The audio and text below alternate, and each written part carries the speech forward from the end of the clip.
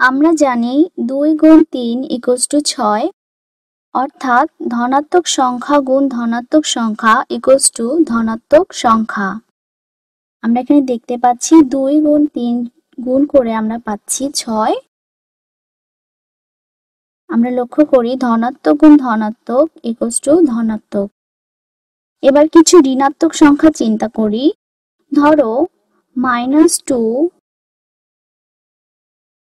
গুণ 3 এর মান বের করতে হবে। আমরা এভাবে চিন্তা করতে পারি যে -2 কে 3 বার যোগ করব।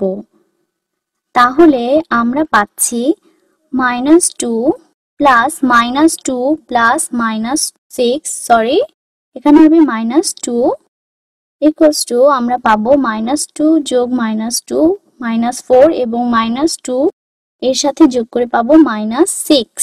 এখানে -2 গুণ 3 ইকুয়ালস টু -6। লক্ষ্য করো একটি সংখ্যার সাথে ঋণাত্মক থাকায় গুণফল ঋণাত্মক হচ্ছে। কাজেই আমরা লিখতে পারি ঋণাত্মক গুণ ধনাত্মক ইকুয়ালস টু ঋণাত্মক।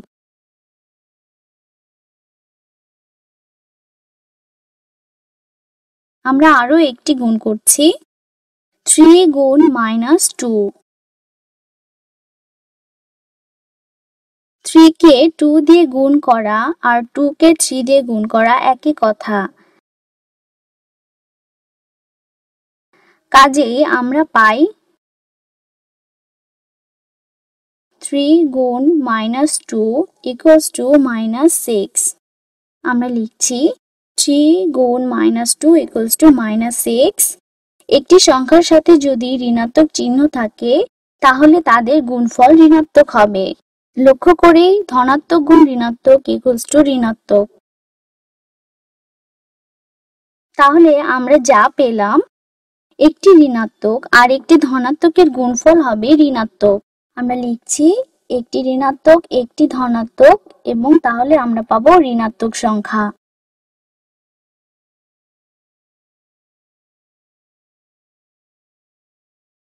এবার আমরা দুটি সংখ্যায় ঋণাত্মক নিচ্ছি এবং সেটা নিয়ে আলোচনা করব।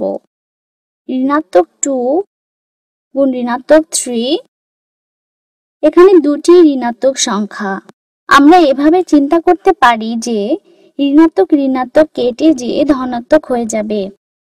বীজগণিতীয় নিয়মে 2 গুণ 3 ইকুয়ালস টু 6। আমরা পাই ঋণাত্মক গুণ ঋণাত্মক মিলে ঋণাত্মক বাদ হয়ে যায়। তাহলে আমরা পাচ্ছি ঋণাত্মক 2 গুণ ঋণাত্মক 3 ইকুয়ালস টু ধনাত্মক 6।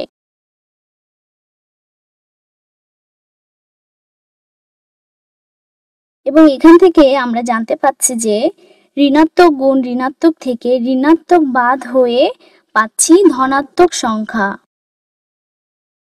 চলো এখন আমরা একই নিয়মের আরো কয়েকটি গুণ করি, তাহলে আমরা ব্যাপারটি ভালোভাবে বুঝতে পারবো। আমরা নিচ্ছি ঋণাত্মক 1 গুণ ঋণাত্মক 1 ইকুয়ালস টু আমরা পাবো 1। এখানে ঋণাত্মক গুণ ঋণাত্মক বাদ হয়ে যায়, তাই আমরা পাই ধনাত্মক 1।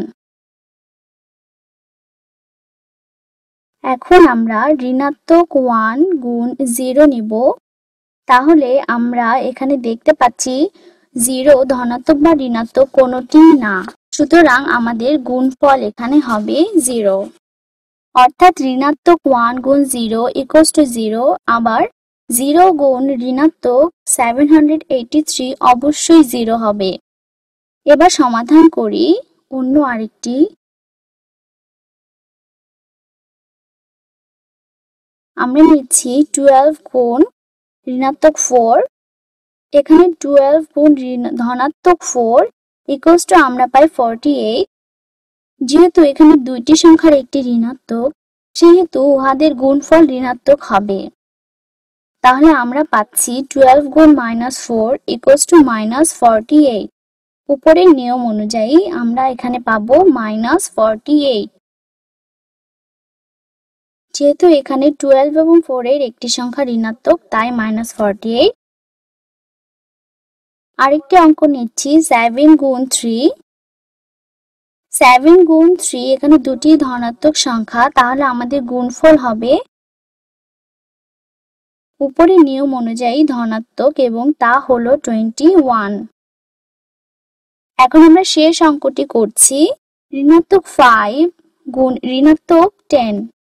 এখানে ঋণাত্মক 5 গুণ ঋণাত্মক 10 মিলে আমরা পাবো ধনাত্মক 50। ঋণাত্মক ঋণাত্মক মিলে বাদ হয়ে যায় অর্থাৎ ধনাত্মক হয়ে যায়।